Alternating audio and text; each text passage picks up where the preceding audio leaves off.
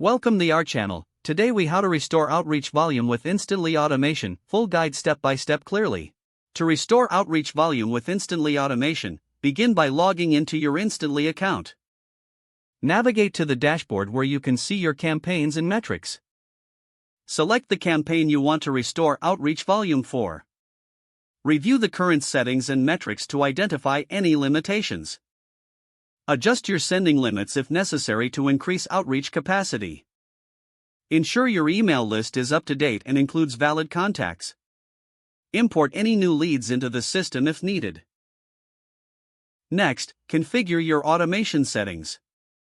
Set up follow-up messages to be sent automatically after the initial outreach. Schedule these follow-ups to ensure consistency without manual intervention. Monitor your email deliverability closely. Use the analytics tools provided by Instantly to track open and response rates.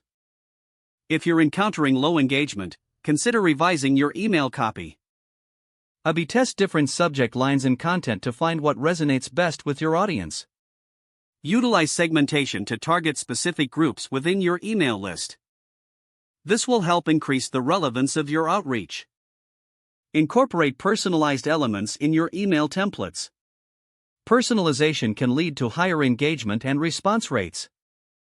Optimize your sending times by analyzing when your audience is most active. If they are high, reassess your email list quality. Re-engage with inactive leads through specific campaigns aimed at rekindling interest. Finally, continuously analyze your campaign performance and make adjustments as needed. By following these steps, you can effectively restore and enhance your outreach volume using Instantly Automation. If the page does not load, refresh the browser or try again in a private or incognito window. Make sure you are using the correct email address, then retype it carefully to avoid small typos. If your password is not accepted, use the reset option and create a new strong password you can remember. Check your spam folder for verification or security emails, then complete any requested confirmation steps.